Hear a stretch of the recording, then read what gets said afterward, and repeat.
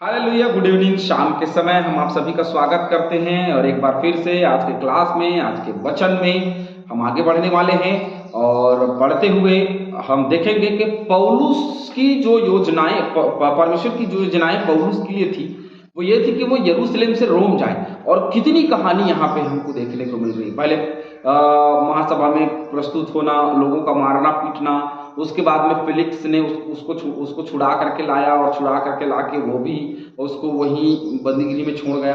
फिर फेस्तुस के सामने एक सभा में प्रस्तुत किया गया। फिर राजा अग्रिप्पा के सामने उसको प्रस्तुत किया गया। और मूसा के पौलुस के जीवन से जो निकल रहा था वो क्या था कि कैसर की दुहाई उसने दी। तो कैसर की दुहाई, कैसर कहाँ रहता है? रोम में। और न्याय कहाँ होना है? रोम में। तो कैसर की दुहाई दे करके ये बचा ही नहीं, परंतु परमेश्वर की योजना भी पूरी। तो सचमुच में परमेश्वर अपनी योजना कहीं ना कहीं से पूरी करता ही है, ये बात बहुत तय है। क्योंकि परमेश्वर ने स्पष्ट रूप से जो बात कही उन दिनों में, वह स्पष्ट यह है कि उन दिनों में जो घटनाएं घटी पौलुस के समय में, वो ये थी कि उसको पूर्ण रीति से रोम ले जाना था, ताकि मैं वहां जाकर के प्रचार कर सकूं, क्योंकि आत्मा मुझे वहां ले जाना चाहती। तो कैसे लेके गई आत्मा? देखिए कितने जगहों में वो प्रस्तुत हुआ और मारा पीटा गया, और फेलिक्स के सामने, फेस्तुस के सामने, राजा अग्रिप्पा के सामने, लेकिन उसको कोई छोड़ा नहीं। उसने कहा ना, फेस्तुस ने कहा यदि तू राजा की दुहाई नहीं देता, यदि तू कैसर की दुहाई नहीं देता तो छूट सकता था, तुझे छोड़ दिया जाता, लेकिन उसको छूटना नहीं था, रोम जाना था, है ना। चलिए क्लास में आगे बढ़ेंगे। रोम की यात्रा, पौलुस की रोम की यात्रा जो जहाज में है उसको देखते हैं। जब यह निश्चय 27 का एक, जब यह निश्चय हो गया कि हम जहाज द्वारा इटली जाएं, तो उन्होंने पौलुस और कुछ अन्य बंदियों को भी यूलियुस नामक अगस्तुस की पलटन के एक सूबेदार के हाथ सौंप दिया। ये कुछ नाम है। प्रेरितों 15:10, प्रेरितों 18:2, प्रेरितों के काम 25:12 से और 25, प्रेरितों 10:1। इन वचनों को पढ़ेंगे तो लगभग अधिकतर लोगों के नाम। पलटन के सरदार, अगस्तुस की पलटन के सरदार हैं। तो पलटन के सरदार के विषय में हमने काफी स्थानों में देखा है। पलटन के सरदार का मतलब होता है, एक पलटन है, एक टुकड़ी है, सैनिकों की एक टुकड़ी है जिसका वो सरदार है। सेनापति एक बहुत बड़ी बात हो जाती है, लेकिन एक सरदार है। जैसे कि आज के समय में हम एसआई बोलते हैं, सब इंस्पेक्टर। तो एक पलटन के सूबेदार हैं, 3, 4, 5, 7 जो भी है, तो उनके सरदार हैं। या टीआई बोलते हैं, तो वो हैं। तो ऐसे करके समझ लीजिए कि पलटन के सूबेदार जो हैं वो हैं। जैसे कि 2-3 थाने के इंचार्ज होते हैं, ये आप बड़ी ओहदा हो जाता था, लेकिन उसे छोटा ओहदा है, पलटन के एक सूबेदार के हाथ सौंप दिया। किसको? पौलुस और अन्य लोगों जो बंदी थे। अंद्रवितियुस के एक जहाज पर, जो आसिया के किनारे की जहाजों में जाने पर था, चढ़कर हमने उसे खोल दिया और अरिस्तर्खुस नामक थिस्सलुनीके का एक मकिदुनी हमारे साथ था। देखिए कितना डिटेल यहाँ पे उसने बताया। अरिस्तर्खुस नामक थिस्सलुनीके का एक मकिदुनी पुरुष हमारे साथ था, है ना। उनके साथ और भी बंदी रहे, और ये बोले कि वो हमारे साथ था। प्रेरितों के काम 2:9, प्रेरितों 19-29 सब हमने पढ़ लिया है, और इन सब नामों को भी देख लिया है। इन नामों के विषय में भी चर्चा कर ली, इसलिए हम बहुत ज़्यादा चर्चा नहीं करेंगे, क्योंकि अब तो हम आखिरी 2 अध्याय में हैं। दूसरे दिन हमने सैदा में लंगर डाला। लंगर मतलब समझते हैं, जहाज को रोकने वाला जो हुक होता है, उसको इन्होंने डाला। और यूलिखुस ने पौलुस पर कृपा करके उसे मित्रों के यहाँ जाने दिया कि उसका सत्कार किया जाए। तो अब यूलिखुस जो है एक बहुत अच्छा व्यक्ति रहा होगा, नहीं तो बंदी को कौन छोड़ेगा। तो उसने बड़ी कृपा करके उसको पौलुस को अपने मित्रों के यहाँ जाने दिया, ताकि उसका सत्कार किया जाए, ताकि उसका स्वागत किया जाए, ताकि उससे बातचीत किया जाए, ताकि उसकी पहुनाई की जाए। तो उन्होंने मित्रों के आगे सैदा में, क्योंकि सैदा प्रचार करने गया था, तो सैदा में लंगर डाला, जहां पे उसने पौलुस को क्या किया? अपने मित्रों के यहाँ जाने दिया, है ना। ये आप वहां अपने मित्रों के यहाँ चले जाइए। वहां से जहाज खोलकर हवा विरुद्ध होने के कारण हम साइप्रस की आड़ में होकर चले। देखिए जहाज जो है खोलकर हवा के विरुद्ध होने के कारण, हवा जो है जिस ओर उनको जाना था उसके विपरीत चल रही थी। देखिए अभी जैसे नहीं है कि भैया चलो हवा नहीं कोई बात नहीं, वो तो बस मशीन चला रही है तो पानी में प्रेशर लगा के भैया चलो चलते चले जाए। ऐसी जहाज नहीं थी पहले। पहले जहाज कैसी बनाई थी, जैसे हवा चलती थी वैसे ही जो है वो जहाज की यात्राएं किया करते थे। बोले कि अपने जहाज की विरुद्ध यदि हवा बहुत तेज है, विरुद्ध चल रही है, तो एक काम करते इस ओर तो नहीं जा सकते, तो एक काम करो कि अपन किसी और ओर से चलते हैं। तो इन्होंने आड़ लेकर के, आड़ में होकर के, ताकि हवा की दबाव ना बने एक तरफ से, है ना, एक तरफ से वो आगे बढ़ेंगे, मतलब इसी साइड से जिस साइड से उनको बढ़ना है, क्योंकि विपरीत आप नहीं जा सकते हैं, तो इसलिए इसी साइड से वो धीरे धीरे हवा के साथ चलते चले। क्योंकि पहले पर्दे वाला जहाज होता था और पर्दे के साथ ही जो है वो घूमते रहता था जहाज जो है और उसी ओर जाता था। इसीलिए हवा के विरुद्ध होने के कारण वह साइप्रस की आड़ में, ताकि हवा का दबाव ना बने, इसलिए वो लोग चले। और किल्किया और पंफूलिया के निकट के समुद्र में होकर लूसिया के मूरा में उतरे। अब क्या लूसिया भी, हम देखें कि लूसिया भी पौलुस गया था, तो लूसिया के मूरा में ये लोग क्या हो गए, उतर गए। किल्किया, पंफूलिया, ये सब देखा हमने, ये सब जगह पौलुस ने प्रचार किया। वापस से उन नगरों के विषय में हम चर्चा नहीं करेंगे और आगे बढ़ते चले जाएंगे। समुद्र में होकर लूसिया के मूरा में ये लोग उतर गए। यहाँ सूबेदार को सिकंदरिया का एक जहाज इटली जाता हुआ मिला।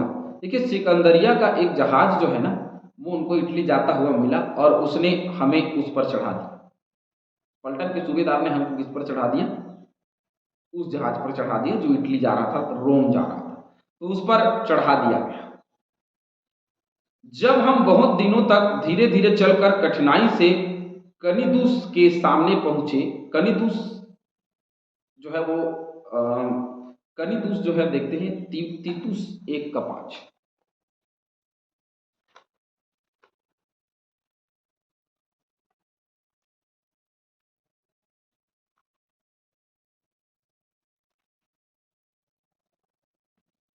मैं तुझे क्रेते में छोड़ आया था कि तू शेष बातों को सुधारे और मेरी आज्ञा के अनुसार नगर नगर प्राचीनों को नियुक्त करे। तो यहाँ पे हम देख रहे हैं कि नगर नगर क्या हो रहा है, ये घूम रहा है और इसने अपनी यात्राएं भी नगर नगर में की। और आज हम देख रहे हैं इस सिचुएशन में, इस दशा में भी वो नगर नगर घूम रहा है ना। कनिदुस के सामने पहुंच गए और हवा में आगे बढ़ने ना देती थी। हम सलमोने के सामने से होकर क्रेते की आड़ में चले। जो क्रेते हमने पढ़ा है, तो ये क्रेते की आड़ में चले और उसके किनारे किनारे कठिनाई से चलकर सुम्भलगरबारी नामक एक जगह पहुंचे, जहां से लूसिया नगर निकट था। तो लूसिया नगर निकट था, लसिया नगर वहां पे निकट था, वहां पे लोग पहुंचे सुम्भलगरबारी से होते हुए, है ना। उसके सामने से क्रेते की आड़ में ये लोग चले थे और सुम्भलगरबारी होते हुए कहाँ पहुंच गए, लसिया के नगर जो निकट था वहां पे ये लोग पहुंच गए।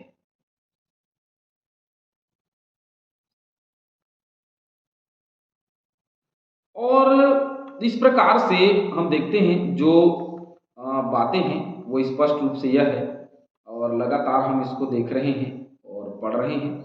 और जैसे जैसे ये सारी चीज़ें जो है वो बढ़ती चली गई हैं और हमने उन सभी चीज़ों को देखना आरंभ किया और सभी चीज़ों को हम देखते चले। देखिए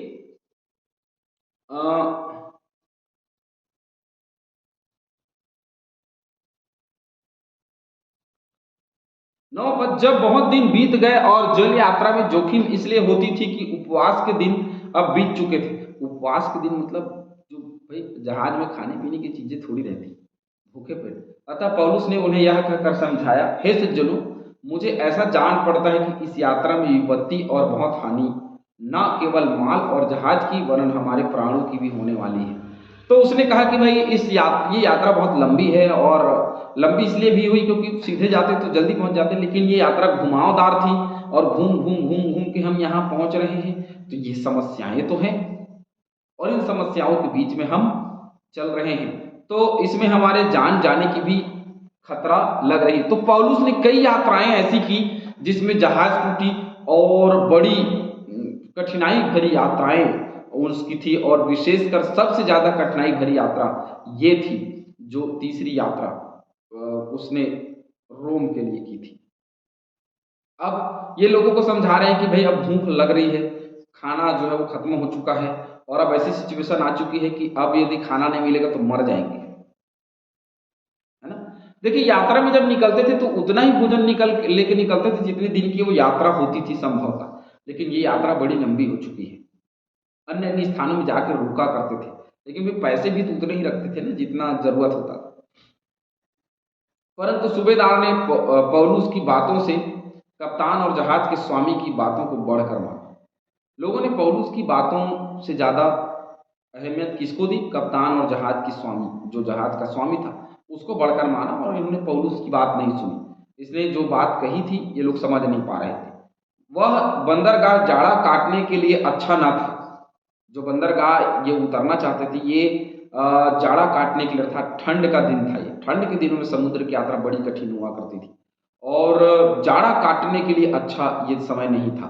इसलिए बहुतों का विचार हुआ कि वहां से जहाज खोलकर यदि किसी रीति से हो सके तो फिनिक्स पहुंचकर जाड़ा काटे, क्योंकि वहां संभवतः सारी चीजें, सारी व्यवस्था नहीं होंगी। यह तो क्रेते का एक बंदरगाह है जो दक्षिण पश्चिम और उत्तर पश्चिम की ओर खुलता है। तो अभी तक ये क्रेते के आसपास ही हैं, है ना। और दक्षिण पश्चिम और उत्तर पश्चिम, क्योंकि ये बहुत कठिनाई भरी यात्रा थी और इसमें बड़ा जान का जोखिम था और बड़ी समस्याएं थी। और ये लोग, पौलुस ने कहा कि अब आगे बढ़ना, जान के जोखिम को डालना है, लेकिन ये लोग नहीं सुने, ये लोग नहीं माने और ये लोग आगे बढ़ना चाहते थे। और ये आगे बढ़ने के लिए देखते हैं आगे जब बढ़ेंगे तो क्या होगा। तो बंदरगाह क्रेते का जो था, कौन? फेनिक्स, जो दक्षिण पश्चिम और उत्तर पश्चिम, दक्षिण पश्चिम और उत्तर पश्चिम की ओर था, तो की ओर खुलता है। तो उस बंदरगाह में ये लोग जाना चाहते थे क्योंकि वहां सारी व्यवस्था जो ठंड के दिनों में ठंड काटने के लिए थी, तो उन सारी व्यवस्था को हम देख रहे हैं। तो जोखिम तो था। इसने कहा था, ये समझाने का प्रयास किया कि उपवास के दिन बीत चुके हैं भैया, अब ये भूख बहुत ज्यादा लग रही है, तो अब समस्याएं हैं, थोड़ा सा कुछ यही रुक जाते हैं। लेकिन इन लोगों ने बात नहीं मानी और ये लोग आगे बढ़ने लगे। और जो कोई परमेश्वर की बात नहीं मानता उनके जीवन में बहुत बड़ी हानि होती है। ये हम थोड़ी देर बाद आगे कल के क्लास में जब हम आगे बढ़ेंगे तो देखेंगे कि क्या हानि इनको उठानी पड़ी। परमेश्वर हम सभी को बहुत से आशीष दे। यदि हम परमेश्वर की बात नहीं मानते हैं तो हमको हानि होती है। इस बात को समझने का प्रयास जरूर करें। प्रभु आप सभी को आशीष दे। आमीन।